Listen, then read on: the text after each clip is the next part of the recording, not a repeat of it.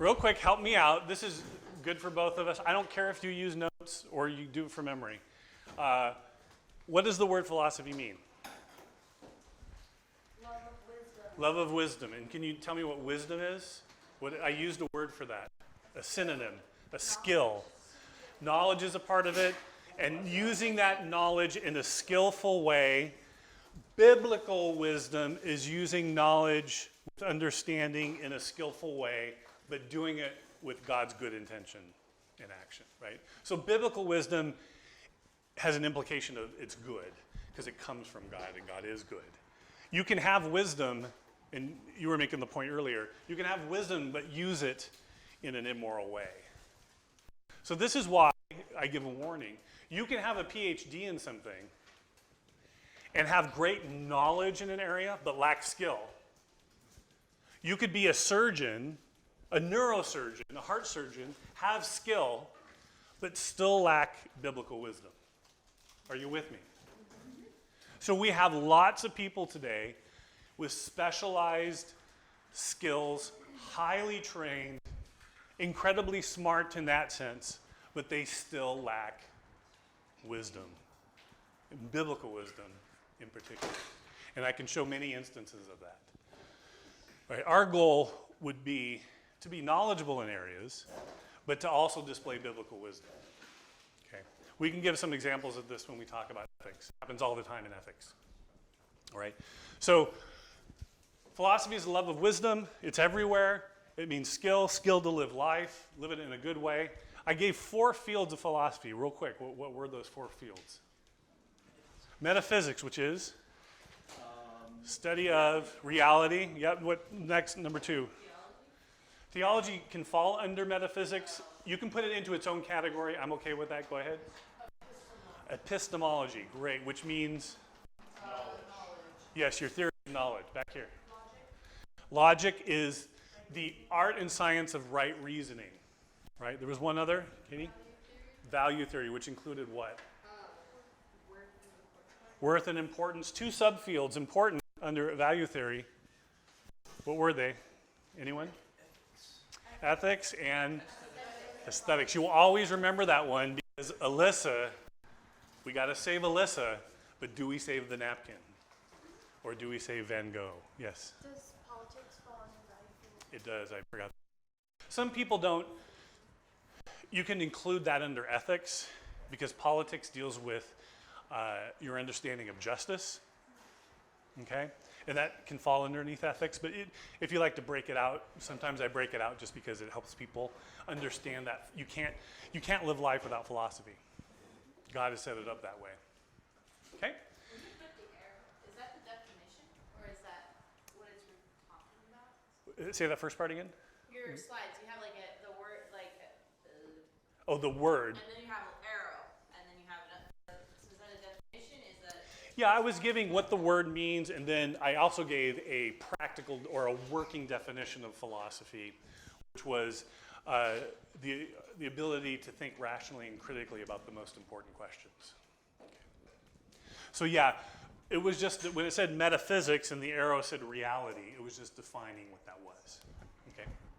Now I've started to go through 3 levels that we engage or encounter philosophy. Level 1 included those fields, was where we just used reason and logic. We put all our cards on the table, at least we try to, right? What was level 2? Where else do we? Yeah, the media and the arts, we're always getting philosophical ideas. I like to say we get massaged in a direction without thinking about it, right? If you've ever had someone rub your shoulders, you start to feel good, you relax. You're not thinking, you're just enjoying being relaxed and no more tension, right? And that can happen when we watch a movie. You know, we escape into another world. That's good. That can be good, right? You learn a new song on Sunday and it stays in your head every single night. Yeah, don't even get me started on that, right, as a drummer. This 3rd level, I just want to finish, and then we're going to move on to a different part of the topic. I said that philosophy comes to us in everyday life, around the kitchen table, at the coffee shop, traveling on a plane, you're talking to someone. A couple other places just to point out. Where's good places to have a philosophical discussion? You know, when you're talking to the barista at your coffee shop and there's a line of people behind you, probably not a great place to go, does nothing exist? you know, are you real? Not a great place. Well, there's some good places. In a foxhole, right? Death could be imminent. Yeah. Yeah. How many Bible colleges? I don't know the whole answer to this. Years ago, it wasn't the case. How many Bible colleges have philosophy classes? No idea. It's the first one we've been to. Right? A lot of them don't. And in fact, a lot of universities today are doing away with their philosophy classes, which is a huge mistake. So that's a great point. On a long drive, on a long plane ride, sat down next to a businessman, had a hangover, very boisterous. He was a salesperson, looked at me. I'm reading my philosophy book, about to go to Northern California to teach a class. He's like, "What do you do?" And I could just smell his breath. And I said, "Well, I teach." He's like, "Ha ha, teach what?" And I said, "Stuff." "What stuff? You're a character." And I said, "Well, I teach philosophy." "What is that? What's philosophy?" And I went through the quick definitions. He goes, "Oh, interesting. And it also deals with God." "Well, you can't prove God's existence." I said, "What?" I said, "How did you discover that you can't prove God's existence? What university did you go to? What parent did you have that told you that you can't prove God's existence?" "Well, you can't do that." I said, "I'll give you 5 arguments for God's existence on our hour-and-a-half plane ride, and you tell me what you think of them." Get to the very end, he goes to get up and he goes, "I have a headache, not just from the alcohol, but from our conversation, but I'm going to think about it." 5 arguments. Didn't take that long. On a plane ride. Over a good meal, your favorite beverage. It's just the environment is great to have a great discussion. At Anchor House. That's what we're going to do here. All right. I'm going to open up the fire hose real quick, and I want to give you a quick justification for philosophy from a Christian perspective. This part comes from 2 of my mentors or teachers, Professors J.P. Moreland and William Lane Craig. I studied under them at Talbot School of Theology. In their book, Philosophical Foundations for a Christian Worldview, they open up with this, and I just want to give you a taste of it, okay? So I'm not trying to overwhelm, but at the same time, I want you to get a feel of just what's in the truck, how much stuff there is, all right? Number 1, philosophy is an aid to apologetics. Apologetics is what, Cooper? I know you just put stuff in your mouth, but defense of the faith. A defense of the faith, where you're giving reasons for the hope that you have within you, right? So that comes from 1 Peter 3:15. Please notice, and many of you probably already know this, but in 1 Peter 3:15, when you give a defense, an apologetic for the faith, Peter says to do it with Gentleness and respect. boom. Those are 2 virtues that have to be cultivated. One of the things that reasons to believe that we emphasize with our scholars is that they develop the virtues of gentleness and respect. You'll have better conversations if you're gentle, if you're respectful of the other person along the way. And actually, the Christian has God to empower them to do that in very difficult situations. When people are yelling at you, and you're calm and cool, and you're able to engage them. Even in something like Isaiah, if you read these passages, Isaiah is doing philosophy where he talks about cause and effect. He goes on to critique the idols because the idols are too small to create a universe, a creation such as this. The ideas of cause and effect are a philosophical idea that are grounded in a theological idea. That is, God has a will, a power to bring amazing things into existence. If you look at something like the prophet Amos, when he goes to the Gentiles, he doesn't use the scripture to critique their morality. He actually appeals to the morality that's embedded in the creation itself. the morality that we're aware of deep down, right? When he goes after the Jews, the Israelites, he uses the scriptures. So both can be done. You kind of meet someone where they're at on the playing field. So philosophy aids in doing these things. Philosophy aids the church in the task of, it's called polemics, but what you're doing is you're engaging the culture and forcing the culture to deal with its ideas. Can artificial intelligence become sentient, become conscious? You're going to need philosophy to help you to deal with that, in addition to your theology, right? So philosophy is a tool, a handmaid of theology, to critique these things. I'm not worried. Jeff and I talk about this. I'm not worried about AI becoming conscious. I'm just not. There's no, and I can tell you why that's the case, right? Now, could I be proven wrong? Maybe. I actually think it's logically impossible, but that's for another argument. I mentioned the 2 Corinthians passage. We demolish arguments, not people. Please notice the distinction. We are called to tear down bad arguments that harm people, right? If I'm headed for a cliff, I want you to warn me.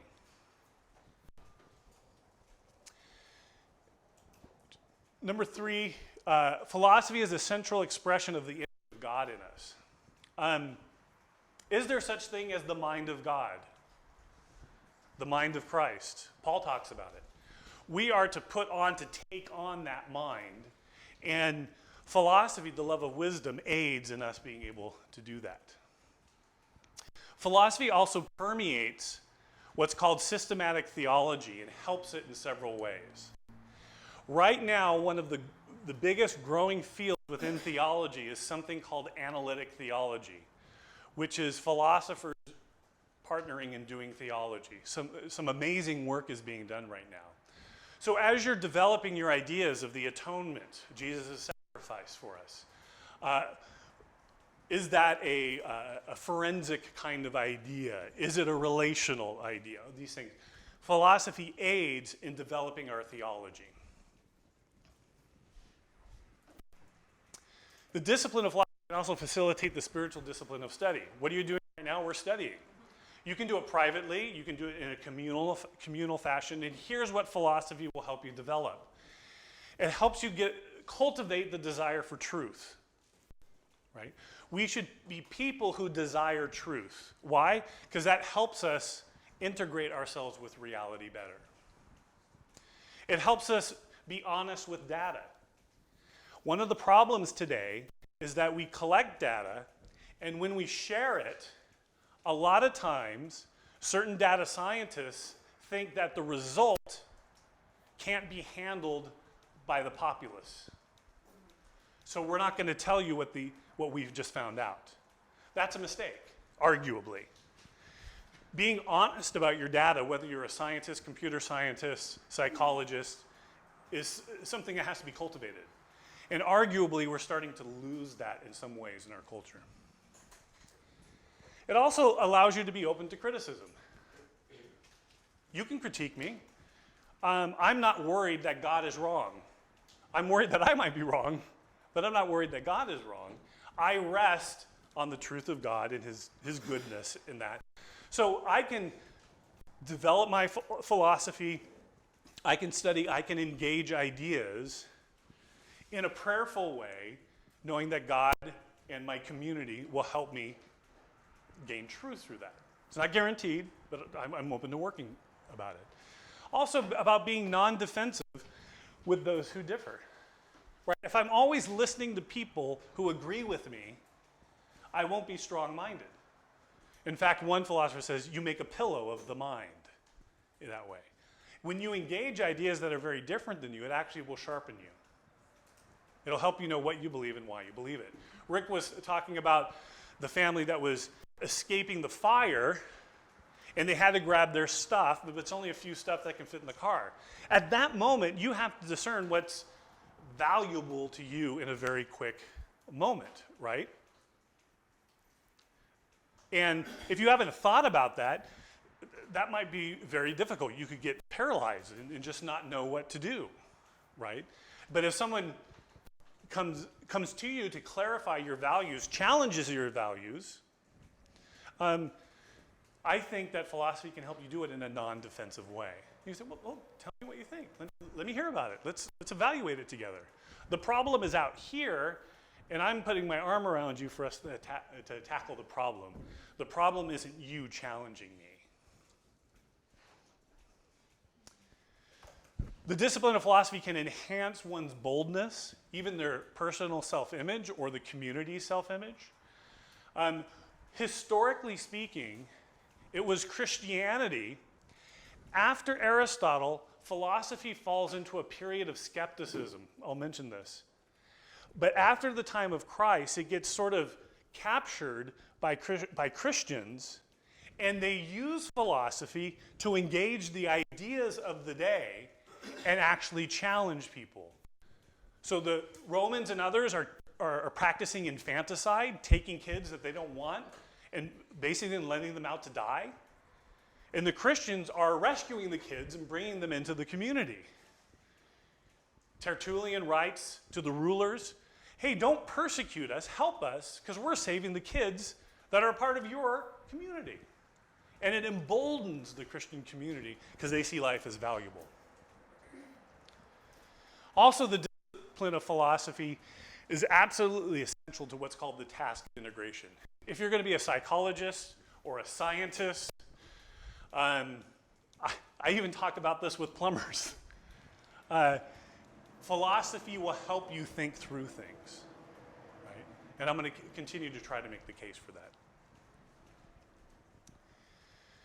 Long ago, William Wilberforce, who was one of the key persons helping to overcome the slave trade from England, and then instituted a program to develop people morally, said this.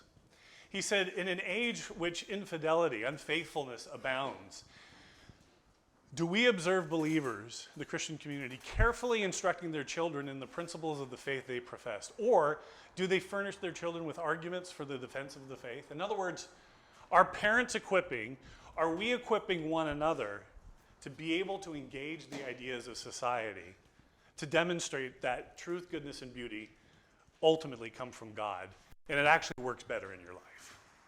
Wait, so this is saying, sure, are we teaching our kids what we believe, or are we teaching them how to defend what we believe? Both. Both are important. So let me give you an illustration. My son, I'll be careful with this because I teach at a university.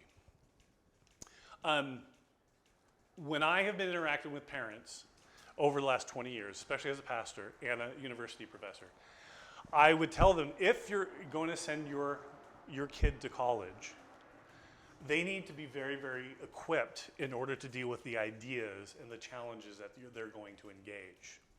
Whether that comes from you or your community, they need to have that. They would say things like, I don't have the time, don't have the resources. I go, but what's the alternative?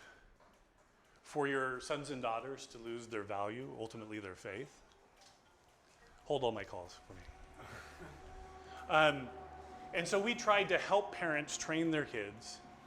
This is a school to help train you do these kinds of things, right? You don't have to think about your kids right now, but you probably will in the future, or you're going to mentor people. And the Christian community is meant to help people understand what they believe and why they believe it, but also engage the major ideas of today. And you guys are living under these are difficult times, right? And I'm going to raise some ethical issues that come up, and I think we can see how disoriented the culture has become. Okay? Absolutely. All right. Now we're going to get into a little bit more nitty-gritty kind of stuff. It's going to seem like, at first, coach yourself on it. Like, do I really need to think about this? And hopefully I'm going to show that you do. I'm going to make a claim. And when I make that claim, I'm going to have you think about it, write something down, and I'm going to switch the PowerPoint while you guys think about it, and you can chat about it if you want. So I'm going to make the claim right now that Vladimir Putin, does everyone know who that is? All right. That Vladimir Putin is brushing, at this moment, Vladimir Putin is brushing his teeth. It's about, 10, 12 hours away from here, so it's nighttime there. Highly likely he'd be brushing his teeth. Am I right? Am I wrong?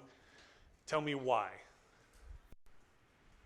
I make the claim Vladimir Putin is brushing his teeth at this moment. It only takes like a minute to brush your teeth. But he's doing it at this moment.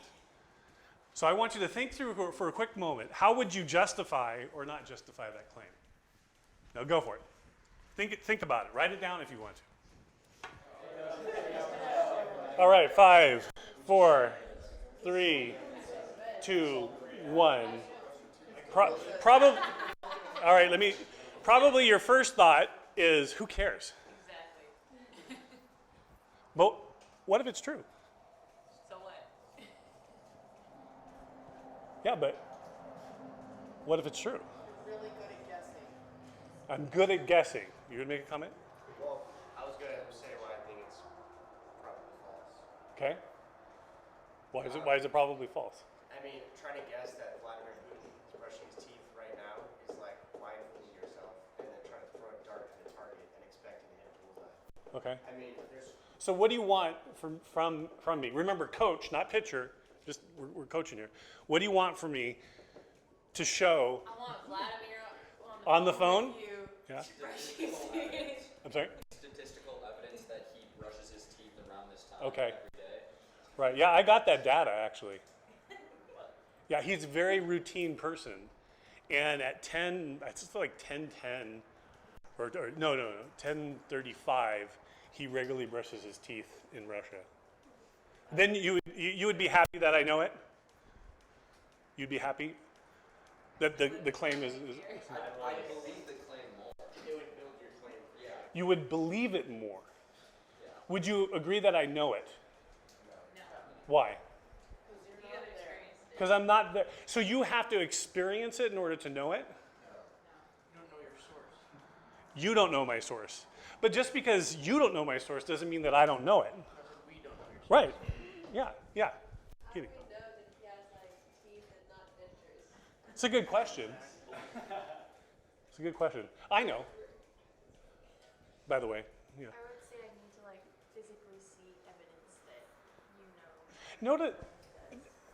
Notice, yeah, you keep going to, well, in order for me to know, I need to know this. But what if I'm just claiming to know it? And I recognize that you don't know it, but I know it. Yeah. Isn't there a difference between knowing and believing? What would that difference be? I'm with you. You're on the right track. But I want us to think together, what would that mean? That's a great answer. I mean, a great question. There's a difference between what's the difference between believing and knowing? We can know that you know that he brushes his teeth at 10:35 p.m. Right. But we could not believe you too. Then you wouldn't know, right? You just take my word for it. Then would you know it, or would you just believe it? Believe it. You just believe it. Yes. Truth is truth, whether I believe it or not. So Okay. I feel like there's like So if this is true, then it's true. Yeah. But do I know it? you have to know something for sure. You have to have it proved. To Wait, wait, believe wait. something you wouldn't have. Why did you know for sure? I mean, qualify for sure. What do you mean? Why do I have to know it for sure? Can't I know something without knowing it certainly? Yeah. I know my wife exists right now. Do I know it for certain? Could she have been killed? I mean, God forbid. Yeah, it's possible. So I don't know it's for certain. She's right in the other room. She's like, what? What would you be willing to accept for me to make the claim that I know at this moment Vladimir Putin is brushing his teeth? So I really like how J. Warner Wallace put this, where if you take a very because he was a detective, so he takes a very forensic look at things. So if you have tangible evidences that support the claim in which is being given, Right. then you can justify the belief in it. Okay. Can you tell me what you mean by tangible there? Does it have to be physical? Without a matter of a doubt. It doesn't have to Without be doubt? No, without, let me think how to word that. So there's always a sense of doubt that can be there. That's where faith comes in. Well, but you don't believe that about you. You don't doubt your existence, do you? No. Okay. So you can know something and have no doubt. There's ultimate truth, Right. which is, it sounds like what we're talking about, Maybe. where you can know something is true because you have the evidences to prove it, like gravity. You can test it with induction and prove that it exists. Okay. And you can physically see that. Yeah. There's a lot of evidences to support it. Everything points towards it. Okay, good. If I know Vladimir Putin is brushing his teeth at this moment, I know you don't care, and that's okay. But we're just getting at an idea, an issue here about knowledge. What do I need to say or show you? Is it just some evidence? So I bring out, let me pull out my Vladimir webcam. And it's a webcam in his bathroom, and he's like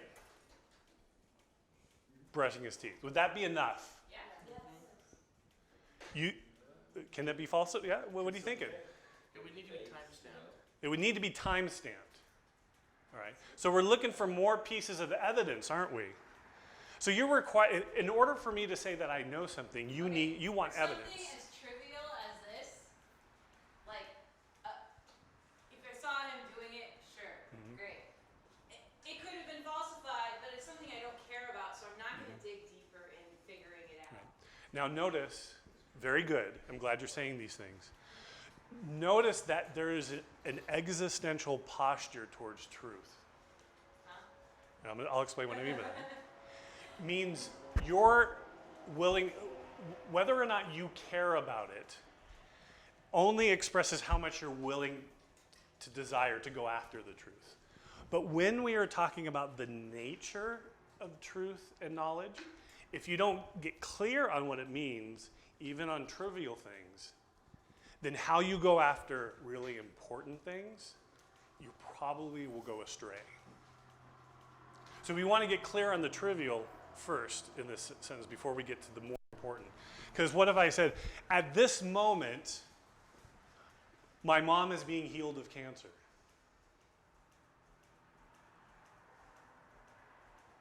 You're like, that would be awesome. For me, it's, now my mom doesn't have cancer right now, but if that was it, I go, at this moment, my mom's being healed of cancer. Notice that if I was telling you that, you probably would have believed me. Because why would he joke about that? Right? You would care. Right?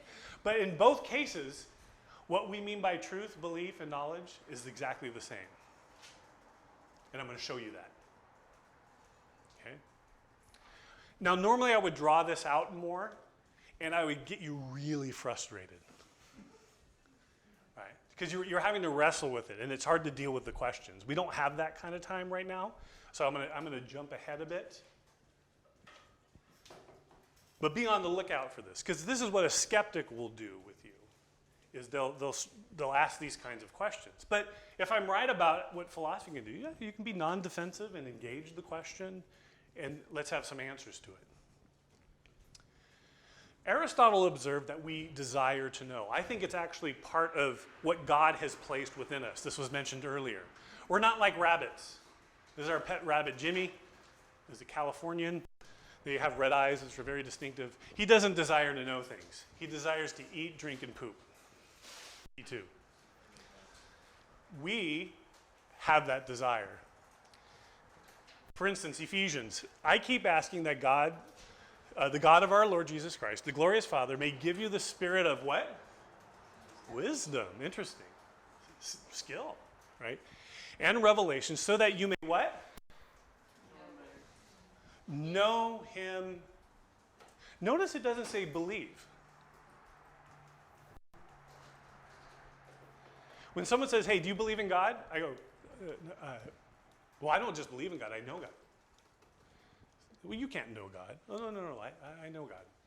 No, you just believe God. People want to push me away from knowledge to belief in our culture. And you want to get a hold of this distinction. Because you get bullied into drawing away from knowledge claims into belief claims, rather than gently affirming that, no, I know God, and let's talk about that, right? I don't bully people back. So I'm going to skip the preliminary considerations for now. I'm going to come back to those, and I'm going to jump to something here just for time's sake. So what are the conditions? This is what I was going for. What is necessary and what's sufficient for me to know something? Would you agree that there's a big difference between me believing there's gas in my car and me knowing there's gas in my car?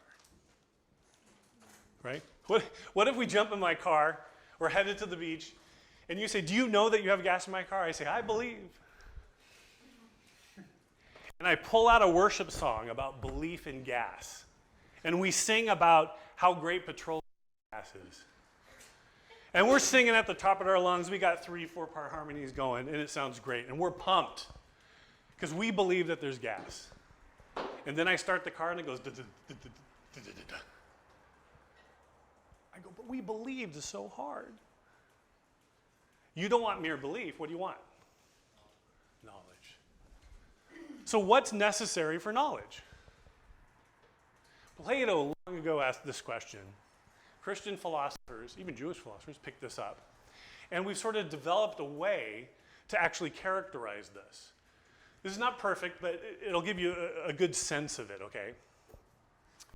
So knowledge must include belief. That's a necessary condition. If you're going to make chocolate chip cookies, what's at least one ingredient that you need? Chocolate chips. Absolutely. Do you need walnuts? No. You can put them in there. You don't need them. You need flour, you need sugar, right? And then I would build a list, all the necessary ingredients. So I go to the store and come make chocolate chip cookies. The problem is I never get the chocolate chip cookies because I always eat the batter. Put it in my ice cream. But if I want the chocolate chip cookies, I need the necessary ingredients, and it has to get to a point where it's sufficient. Okay? So belief is a part of knowledge, but it doesn't amount to knowledge. Just like chocolate chips are necessary for chocolate chip cookies, but just having the chocolate chips doesn't give me chocolate chip cookies. You with me? Are you with me? Is that making sense to you? Yeah? Head nod? No? Yeah? Making sense? Okay. So a belief is a proposition that you take to be true. It doesn't make it true. Okay? You make this distinction. If I believe something, there's gas in my car, all that means is that the proposition, there is gas in my car, I believe it. So I'm willing, existentially, to get into the car and drive it because I believe there's gas. But maybe the gas gauge is broken, or I thought I filled it up, but I really didn't. Just because I believe it, it doesn't make it what? True. So belief actually has no, what they call truth-bearing property for truth. But it's important for knowledge. Because why would you claim to know something but not believe it? I know my wife exists, but I don't believe in her. That'd be really weird, wouldn't it? No, belief is a necessary part of knowledge. So if I declare it's raining outside and I say I believe it, okay, I'm willing to get my coat or my umbrella, right? S just stands for subject, right? So some people will say, so important, I hope you get a hold of this, that there is a subjective side to belief. I believe my mom is good. And you would say, well, that's what you believe. And you're exactly right. You're not telling me anything new. I believe my mom is good. But I can turn that into an objective statement that you can also believe. If I said, Sue Haraskin, which is my mom, is good or is a good person. Now that's something that you can believe too. right? Now, you may want some reasons or something for it. That's fine. But notice that just because it's subjective to me doesn't mean I can't make it into an objective belief.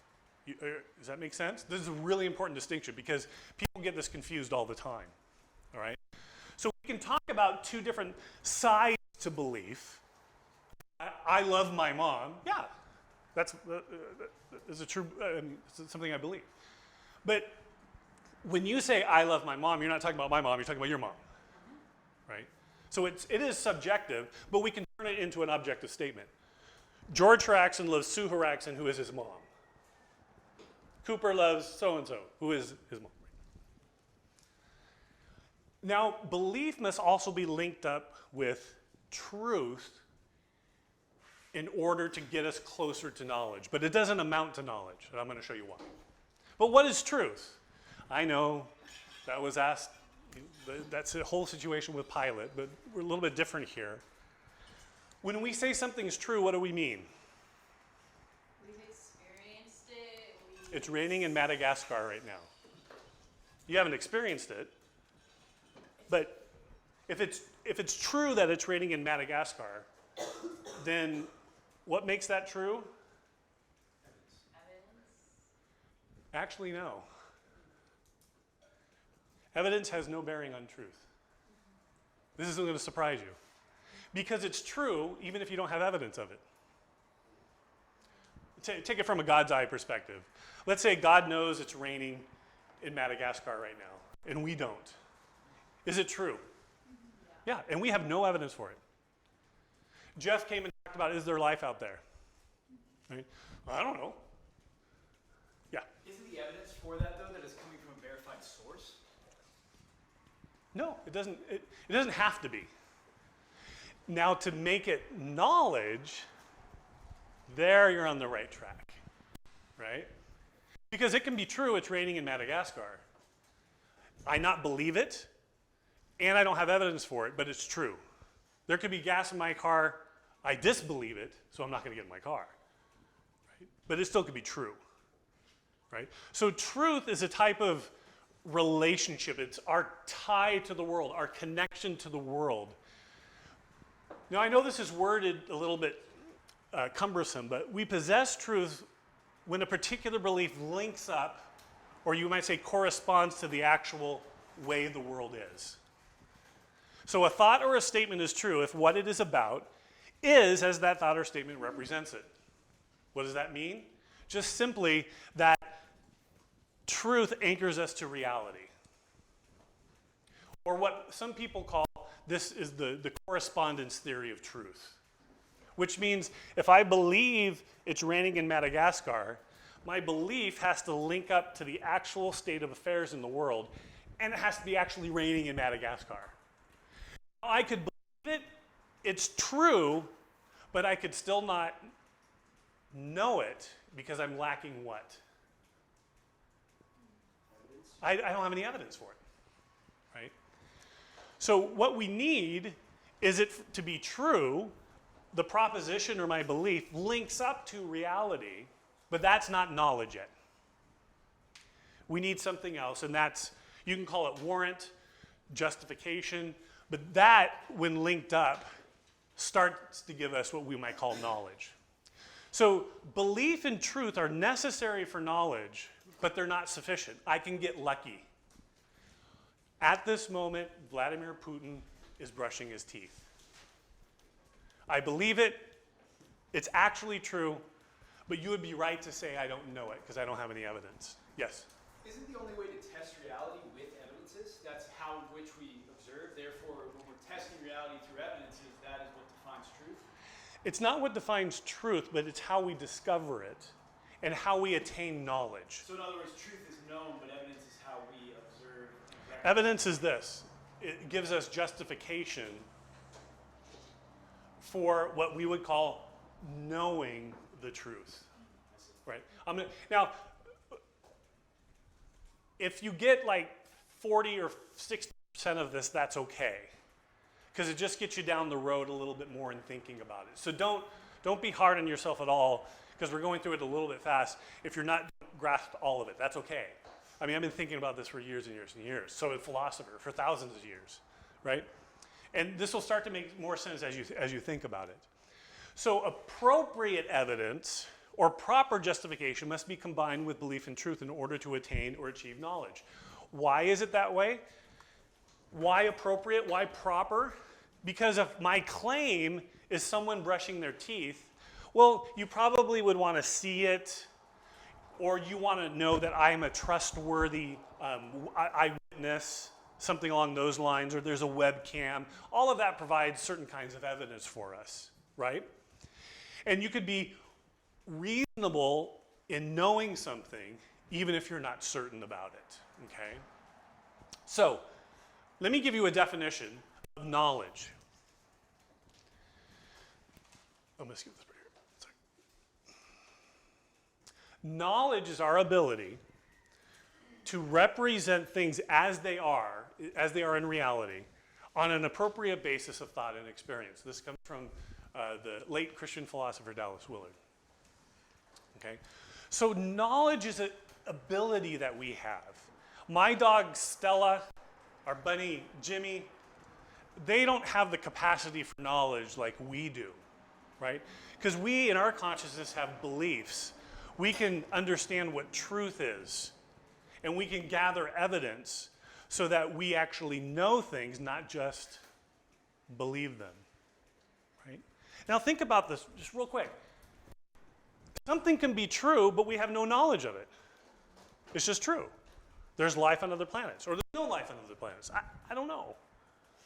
I don't know what God did, right?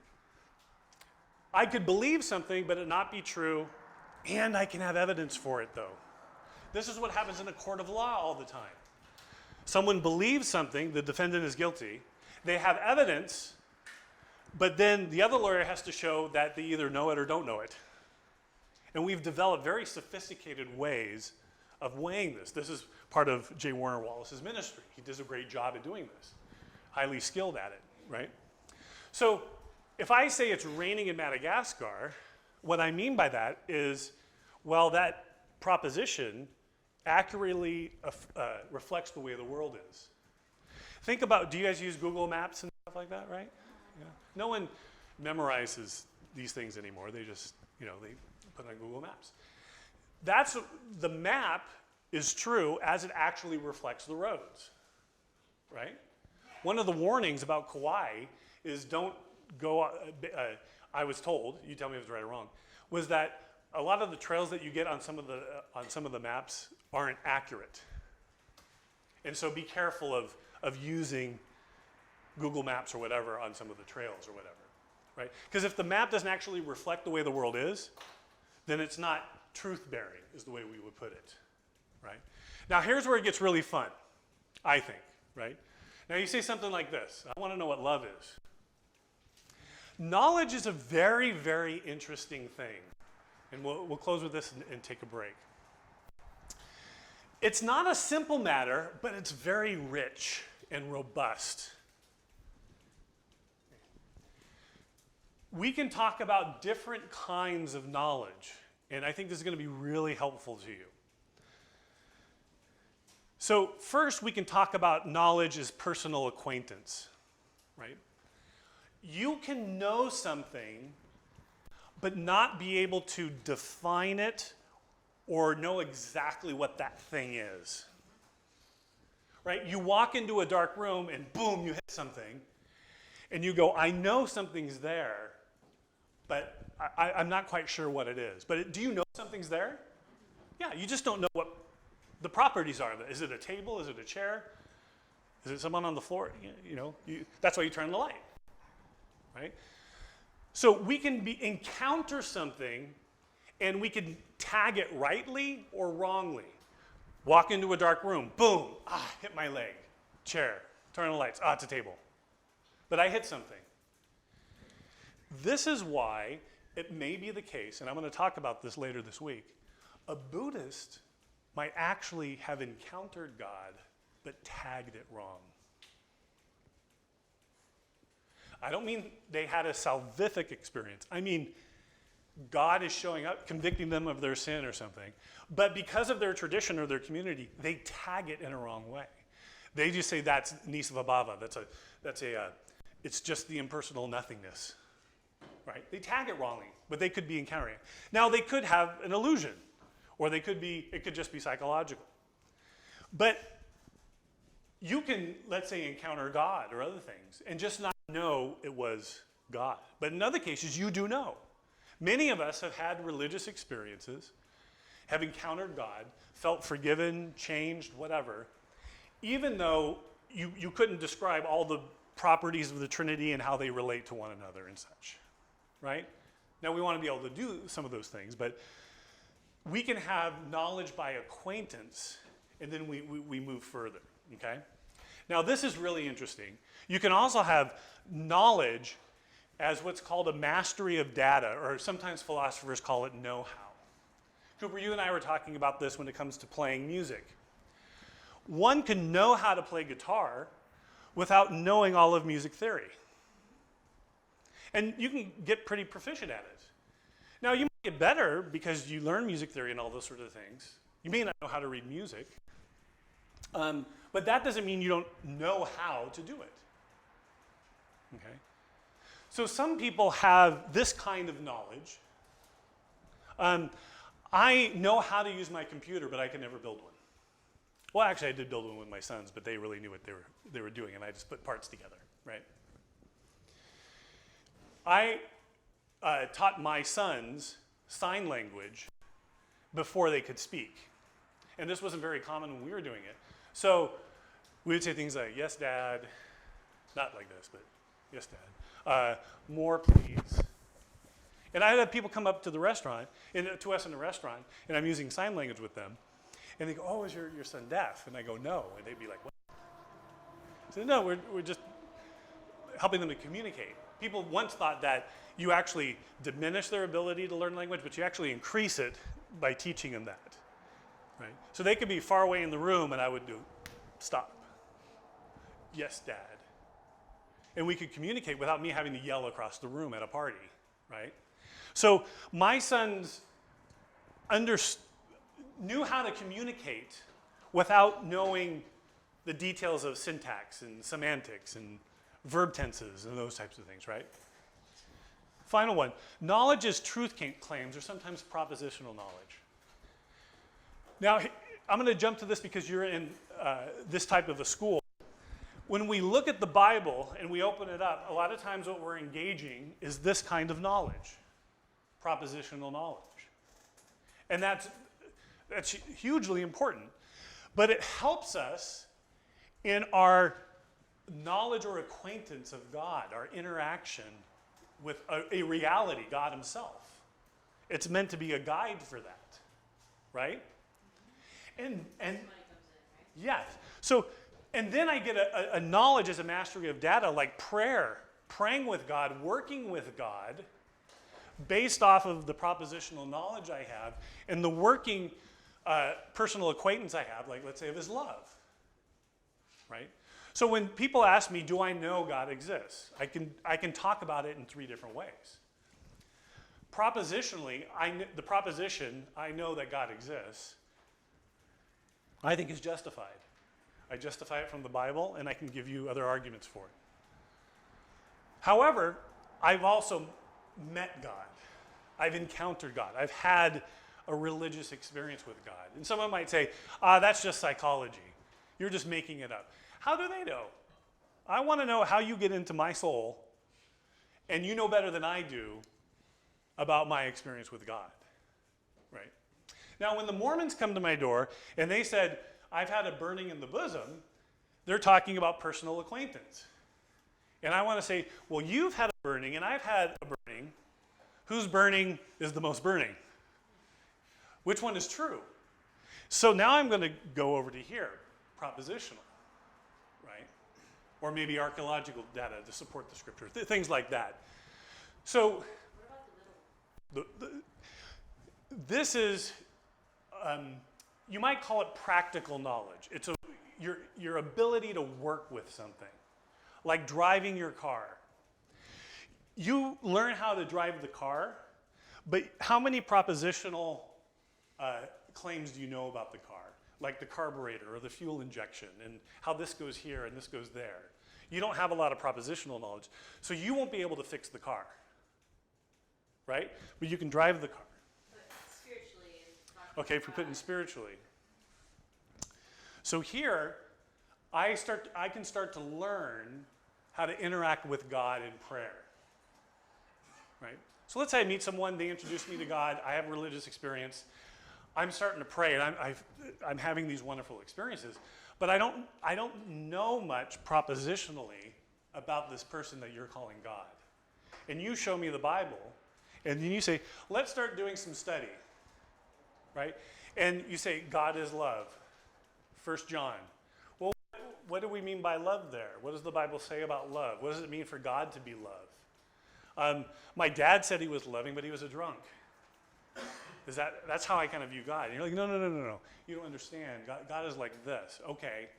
And now I have an opportunity to experience that too. Right? We've heard testimony today. You've heard many. Right? So this can get complex, but if you can make these distinctions, then you can know what people are talking about. So if you meet a Buddhist, and let's say I was in India with a band, doing music, doing some outreach, and a guy came up to me after the concert. He goes, I love the music and everything like that. And we started talking about God. And he goes, well, you talked about Jesus doing miracles. He goes, Krishna does miracles all the time in our towns. So I said, oh, have you seen these miracles, encountered them, right? He says, I've met people who have experienced these miracles. Oh, tell me what evidence you have of them. Right? Let's walk through, right? And so he's making acquaintance claims. I go, do these people have transformed lives? What do their lives look like after this happens? Does their character get better? Right? Who is Krishna and why does Krishna do miracles? And we started talking about this.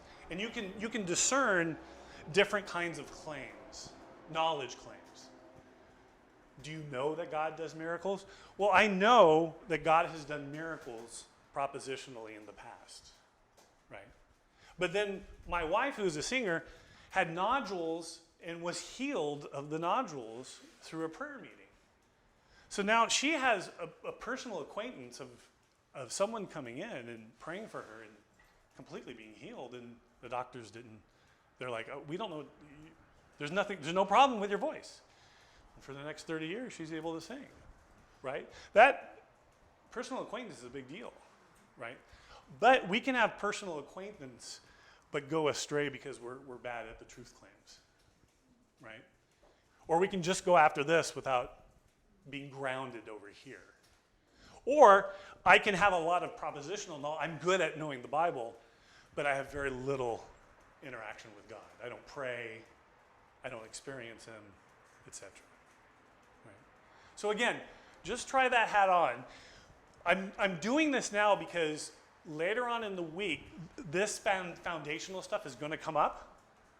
And you're going to be able to go deeper with what we go into than the average person because you've engaged these kinds of ideas. So if I say, do you have moral knowledge? Do you or don't you? Do you know that mercy is a virtue? Or do you just believe it? And there's a big difference between those things. I can know that mercy is a virtue by reading it in the Bible, but it's different when it's dispensed and I receive it. Okay? And we can start making those distinctions. I'm noticing that middle one gets skipped over a lot. Well, it's actually the one, this is how we start most things in life, these two areas. We start to engage with something. I mean, think of a baby growing up, right? They first learn how to interact with their mother, right? And they learn how to feed. They learn how to walk. They can know who their mother is without communicating any properties. They can work with the mom or the dad without being able to cognitively communicate these things, right? But you would say a baby knows its mother, but not in a propositional way. They know by a personal acquaintance way. And then they begin to have a mastery of that knowledge. and they actually can work in the world with it. But it becomes very different, and I know this as a parent as they grow up propositionally, right? Oh, Dad, so you were a manager at a restaurant? I didn't know that. And we start to talk about our lives, and then you deepen your experience through that. Okay, so I'm not meaning to jump over that, but that's how it plays in. All right. Now in our next section, we're going to move over to skepticism, which tends to deny knowledge. And I'm going to try to show that we live in an unprecedented time of skepticism, actually. Okay? So let's go to a quarter after and get a stretch break, get some water or food or whatever. Well, I guess we have lunch coming up, so we're not going to do that. So let's go to quarter after and we'll re-engage right at that moment.